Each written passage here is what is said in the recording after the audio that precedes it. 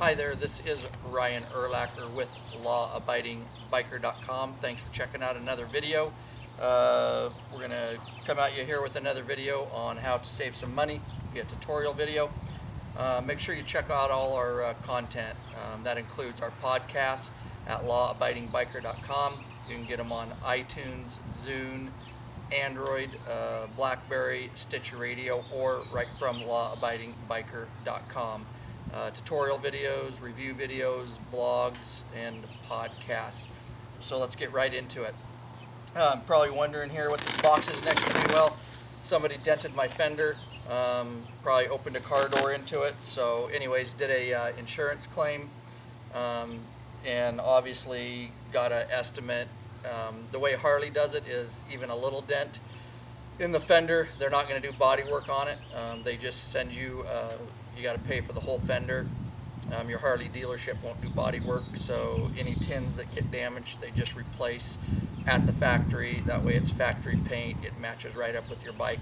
That's just the way they do it. So did an insurance claim, obviously paid my deductible, which sucks, but I'm going to save some money.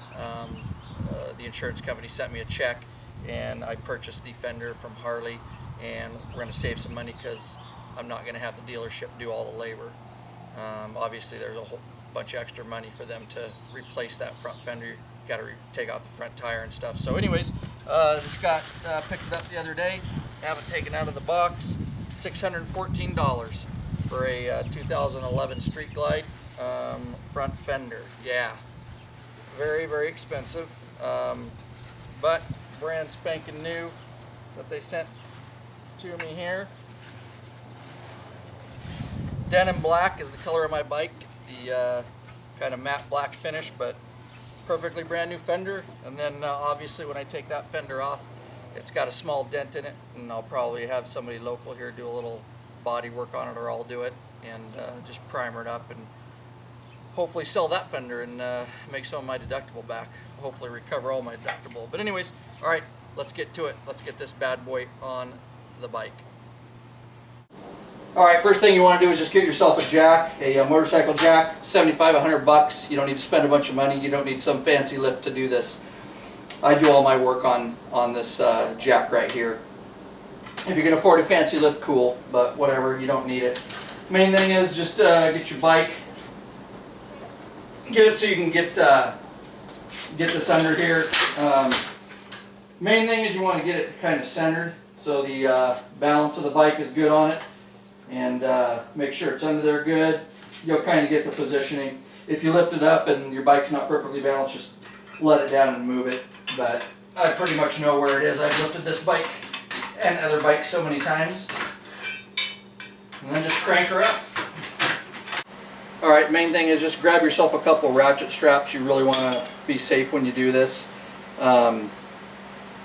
Obviously, if you're not comfortable, don't do any of this. Law-abiding biker accepts no responsibility or liability. This stuff is inherently dangerous, obviously, if you don't know what you're doing. But I'm just going to I use a couple ratchet straps. I'll put them around the jack, and I'll put them around the frame of the bike and crank it down. Reason is I'm going to end up pulling the back wheel off too. That'll be another tutorial video that I'll do for you guys, pulling off a rear tire, which is a lot more involved.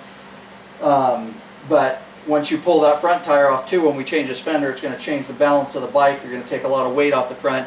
You don't want your bike going back and tipping off this jack. So always the work you're doing, even if you're just doing regular work, just give yourself a little extra security and grab some good ratchet straps, run them around your frame, crank them to the jack, suck that bike down to the jack, so no matter what you move, whatever you take off, it's not going to tip on you. So, alright, as you can see, I'm just finishing up cranking the second strap down here. I've got it real secure around the frame. You'll just have to find what works best for you as far as getting it around that frame. As you can see, probably you saw the back of my shirt, I am also the president of the Sworn Few MC. If you haven't checked us out, check us out on swornfewmc.com. We ride hard, we ride real hard, we ride very confident, we ride safe. We also are very mechanical, know how to work on our bikes. But anyways, yeah, so this bike is secure. I can basically move it wherever I want. It ain't tipping, it ain't going anywhere. All right, let's get to this front tire and get this fender replaced. All right, let's get to removing this front wheel so we can get that fender off. Obviously the first thing is on the left side of the bike is that nut there, and we'll just start working at that. Got a big old nice 1/2-inch ratchet, and it is a 15/16 socket. God bless America for American tools and American sizes on a Harley, huh? Alright, so let's get at this. It's the first thing we want to loosen. And it should be torqued pretty good, but it doesn't take a lot. Alright. Get that off there. And don't forget there's a washer right here. Alright.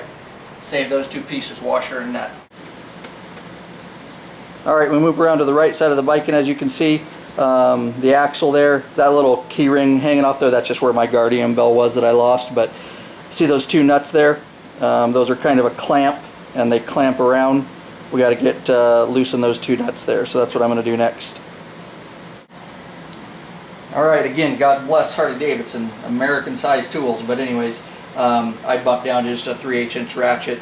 Don't need as much torque here, and then it is a 1/2-inch socket for these two. Basically this is a clamp here, as you can see. These hold the tension on that clamp and that axle, so we'll... And they're not torqued real tight, so now we'll get this one. She helps me work on my bike all the time, and she's getting pretty darn good. There you go. Hold this. Okay, now turn it. Ratchet. There you go. Now it's coming off. Alright. We're just going to get those off there and get that clamp loosened. Good job. Alright, so in her hand off that one nut, make sure is you got a lock washer, a regular washer, and a nut. Alright, as you can see, you just take this last, there's just the two nuts. Like I say, washer, then your lock washer, and then your nut when you put it back on. Okay, that's your clamp, comes right off, so we'll just set these parts aside. Alright, next is we're just going to get this axle out of here. Don't do metal to metal. Make sure you get a good hammer, plastic face, polymer, whatever, and sand filled. And I'm just going to hit the axle from the left side over here and start moving this axle. Once you get it started, you can pretty much turn it. Okay, there you go. And what fell out there is just a spacer, and that's no big deal. Okay, this is your spacer that goes over here on this side of the bike, on your left side. That's the spacer in between the forks on the axle, in between the wheel and the forks. Okay, you've got this spacer, so leave this spacer on the side of the bike that it goes on. Okay, you can actually pull this whole axle out of here, and then obviously you've got your spacer here. Just leave that spacer on. The way these spacers go on is you'll see little lines, little machine lines. There's 4 of them here. Okay, so that stays to the outside, so when you put this one back on the left side, you want to make sure these little machined lines, okay, that's the way it's machined, stay on the outside also. Alright, so the axle's up. Basically what the wheels hung up, they get hung up. I've got dual calipers on here, dual front brake, dual front discs, and so they tend to get hung up on the wheel a little bit. And if that's a problem and you can't get it out of there, we'll just loosen one of these calipers on one side, and that will give us what we need to get it out. But alright, get these calipers loosened up here.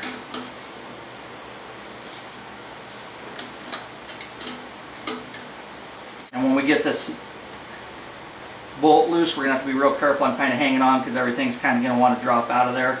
So be a little bit careful with this. Get your toe underneath the tire. Take a little pressure off of it. You don't want everything to come slamming down on you. Alright, second bolt's out. Caliper's loose. Now You can just kind of let this caliper hang, and our front tire's out of there. Like I say, you don't need to do both calipers, just one caliper's fine. Alright, so we're going to look up in the fender here, and you can see the nuts there on that side of the fender, and then of course the nuts on that side of the fender. And they've also got that bar, that kind of I guess retaining bar that goes across it. But as you can see, the corners of these, each one is crimped or staked, whatever you want to call it, and those have to be obviously unstaked or unbent there, each one, so that we can get a socket around those to get those nuts off. That's one of the reasons you have to remove the front wheel to do this. You can't do that blind. So let me just do one for you. Alright, I'm just using a small screwdriver, and I'm just going to try to get it in there at first, and just using a hammer, and I'm just going to tap that in there real good, and of course pry a little bit, bend. Then I've got a bigger screwdriver here. I can just kind of bend out. I can take a hammer and hit it on that screwdriver. Alright, that's completely bent flat now. So I'm going to go and do all 8 of these, so 8 on both sides, then we'll be able to get a socket on there. Of course, now I've got all 8 corners, as you can see, they're flat and unstaked. I'm just going to use my ratchet, 3/8 inch ratchet, and again, this is a to get these off is just a 1/2 inch socket, and I'll just go around and take all these off. Just be aware, you can see here I took the bracket out here from the inside of the fender, but in between the forks and the fender are some washers. So when we take this fender off, make sure you don't lose these little washers. Alright, we're just about done here on the right side bracket and bolts here. And then this fender's going to drop on out of here. I'm bracing the fender with this arm while I'm doing this. Bracket's out on that side. Let's get rid of that. Alright, and now we can just roll this fender right out of here. And again, God bless America and Harley Davidson. A real metal fender. Ain't no plastic here. So this is the dented one. And I don't know how well it'll show up on video, but huge dent and card where it looks like somebody's got their card or into it and then bent it. So, alright, I'm going to set this aside. We'll get the new fender and we'll get everything put back. Alright, as you can see, front forks, that's where the fender came out. These are the washers I'm talking about. These two stuck on here out of the factory. If you can see that, they put a little goop there that's supposed to kind of stick those on there and keep them on there. But they obviously on this side, both of them broke free, and I've got them in my hand here. So they're not going to stick there. It'd be kind of a pain. So what I'll do is just put a little piece of scotch tape on them. Alright, so as you can see, all I've done is, I don't know how well you can see it, but there's a little bit of scotch tape right there. I just taped it to the inside of the fork because you don't see it anyway, so I really don't care. And I just put a little piece on that washer and that'll hold it in, and I'll do the same for this back one here. Alright, I've got the washers taped up in there, so they will be good. And then we'll just roll this fender on in there. Oh, there goes one of my washers, that's okay. I'll just tape it right back on there so it's in place. Alright. So once I get that fender up against it, just roll that in. Get her all in place here. Alright. Then once we do that, we can reach over here and I'll slip my bracket in here. I'll actually start with one side of the bracket. And we'll get it through here on the inside of the fender. Make sure it's lined going through the washer. And I'll just give it a couple turns with my finger. Now what I'll do is just get the other side same. I'll just hand start the bracket with the 2 bolts, and then we'll tighten everything down. Alright, again, just using a 3/8 inch ratchet with a 1/2 inch socket, and I'm just tightening all these down. You don't really need to get them that tight. I'm just cranking them down to tight, and then about a 1/2 turn on each of them, because remember, we're going to bend that metal and stake those nuts. Alright, I'm going to try not to block you, but here is obviously we want to, these are the nuts, or excuse me, the bolts, the forks on the inside of the fender. The ones that were bent, we've got to rebend all these 4 corners, so all 8, 4 on each side, so 8 total. The easiest way to do it is just grab some pliers. You're just going to have to play with it, but I usually just bend it a little bit forward like so. That gets it pretty much there with some needle nose pliers, and then I'll just take a bigger straight slot screwdriver and kind of bend it in. Up under here you might have to just tweak your screwdriver a little bit, use some pressure. I've got this top one bent a little bit, and then just bang down, hammer down on your screwdriver. Now we want to get the tire back on and wheel. Make sure that you put this on the right way. These are directional, and if you don't know, if it got turned around or something, it's real easy. Just look for the arrow on the tire, and there's an arrow right here, and it says rotation pointing this way. That means the tire rotates this way. So just make sure you look at that before you just kick it back on there, okay? And obviously we're going to have to get it in here. If you don't have a partner for this part, it can be a little difficult because we've got to lift it back up in here. We've got to get a caliper lined up, and we've got to get the rotor in between the pads. So if you don't have a partner, you can get a couple blocks and block it up and try to help yourself that way. So alright, let's get at this part. Alright guys, sometimes you just have to be creative. I just got an ammo can that I've had sitting in the garage here. It seems to be about the right height. Obviously you can adjust your jack up and down a little bit if you need to get, if you're doing it by yourself. If you have a partner is the best way to do this, but I don't today. So this is a good time to check your brakes too. And actually let me get a close up in on this so you can kind of see how to check them. Alright, as you can see, this is the sorry, I might have called it a rotor earlier. I meant caliper. This here, over here is your rotor. But anyways, these are your calipers. These are your 2 brake pads. Obviously the rotor goes in between these 2, right in between these 2. So you can just take a look at your pads. You can actually see the thickness of them there. So you can see the thickness of them there. You can see the little notches. It's kind of hard for me because I'm sorry, I got one hand. Let me see if I can set that there for you.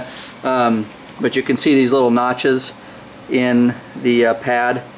You know, when you start getting close to those, to the bottom of those little notches, you don't want to get all the way to the bottom. When you get close, it's time to change your brake pads out. But alright, first thing I'm going to do is just kind of, this is pretty much lined up.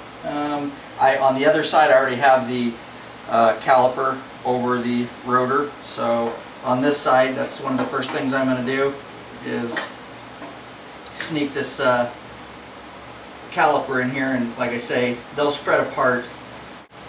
You can just work it back and forth like that, kinda.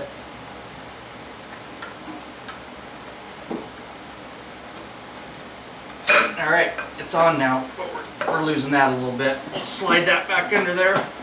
Alright, so next thing we need to do is get this bolted back in. We've got our 2 bolts here. I'll start getting these hand tight here. Grab my 3/8 inch ratchet and socket. And we'll get this cranked back in. Alright, I'm just going to snug these down real good.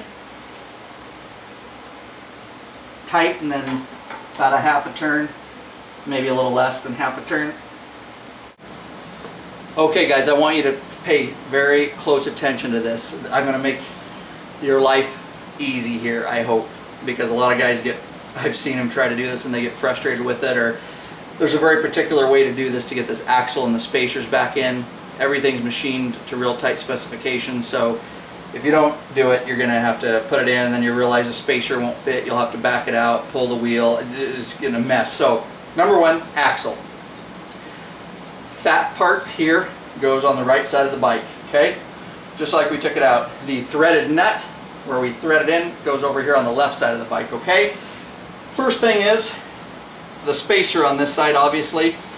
Make sure the machine lines go to the outside. So they want that spacer, and it goes right in between the axle, or excuse me, the spacer goes right in between the forks and the wheel here. But if you just try to put it in this way, you'll never get this past here. So first thing you want to do is you got to lift that up in there, okay? And get it positioned the best you can with those machine lines to the outside. The other spacer on the other side, make sure you do this first, because if you get that axle through, you'll never get this spacer on over there. You just won't be able to do it. You actually have to bring the wheel forward a little bit, and I'm actually going to bring the video around and show you this. I'll bring the wheel forward a little bit, otherwise it won't fit. Alright guys, this is the left side of our bike here, and this is what I'm talking about, our spacer with the lines. Make sure the machine lines go to the outside here towards the forks. But you see, I'll never get that in there, so if I were to put the axle through and come out here, I'll never even if the axle isn't through, I'll never get this in here. So I hold on this spacer on both sides, and I roll the wheel forward, and I get it in this indent up against the bearings, okay? And then I slide these in, both sides, like so. Now that these are in, now we can get this axle through. So and I'm just working on this side a little bit. Okay, just get those basically lined up. Once I do that, I've got the axle. I'm going to start over here, and you'll see it poke through over here. But I'm just going to go ahead and put it through the spacers. You might have to take a little pressure, put the box under a little bit more, do what you need to do. Rock the wheel back and forth. We're going to have to lift up here a little bit, as you can see, to get that axle, and there we go. Both spacers are in now, and you're good, and we can put the nut on now. If you didn't do it that way, you would be frustrated trying to get the spacers in, or you would get the axle through, and then the spacers you wouldn't be able to get in. I mean, you'd get it eventually, but I'm trying to save you the headache. Do it exactly like that, and I didn't use a hammer or anything. I just slid it right through with my hand. Good to go. Next, obviously, you got a washer, don't forget, okay?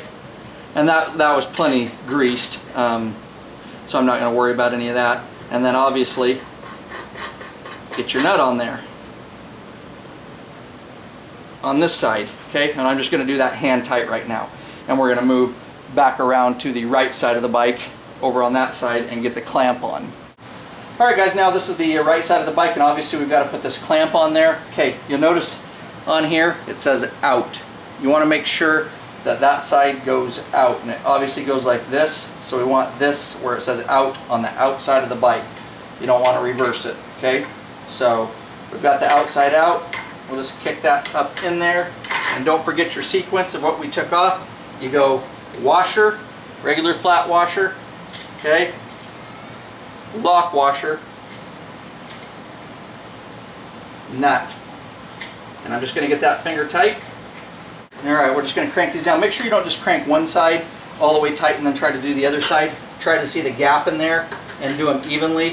Okay, so we'll tighten one side a bit, kind of take that gap out of it, and then we'll go back to this side. And if you have to turn your tire, that's fine, so that you can have a little more ability to torque this down. Okay, and then again go back over here. Otherwise you're going to tighten this all down and have a gap. It's not going to be even, so go back and forth. And I crank these down about tight, and then another half turn or so is what I'm doing. I don't want to strip them, and it kind of is aluminum, so it gives a little bit. But yeah, you don't want to over tighten those, but get them good and snug. They are holding your axle there, so that should be good. And then we come over to the right or left side of the bike, and remember we just did this finger tight, and we've got a nice big ½ inch ratchet.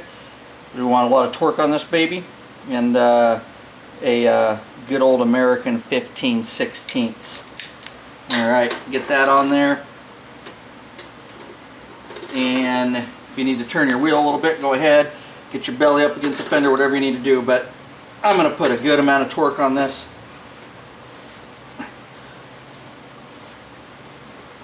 So I would say tighten and almost another turn. So there you go. That is how you replace the front fender on a Harley Davidson motorcycle on a touring model. Alright guys, that is how you change the take off the front wheel on a Harley touring model and replace a front fender. Because mine was dented, probably saved myself $175 to $200 labor right there. Took me less than an hour to get that wheel off, get the fender replaced. If you're really going at it, if you had two people, it'd be even quicker.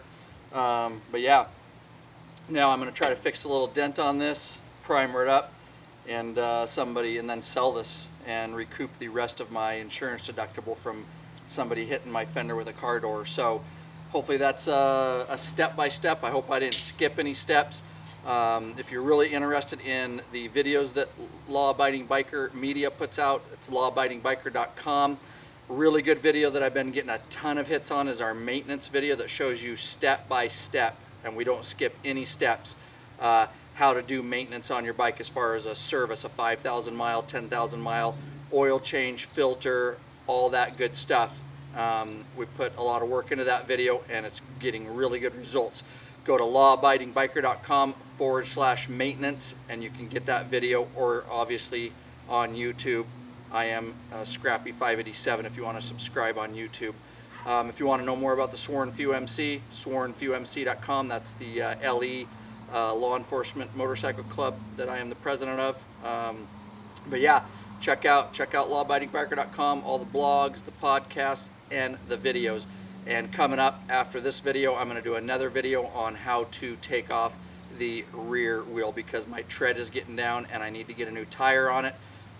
So I'm going to do a video on that because that costs a lot of money to have the shop do it. Take your wheel off, then they got to put the new tire on, then reinstall your wheel. The way I roll is I take my rear wheel off, I take it to them all. I just don't have a tire machine. They can just put the tire on for 40 bucks and I do the labor myself. Otherwise, to get a whole tire replacement and everything, you're looking at like 250 bucks. So I basically saved myself 210 bucks by taking that rear wheel off myself, and I'm going to show you how to do it step by step without skipping any steps. All right, peace out. Keep the rubber side down and the shiny side up.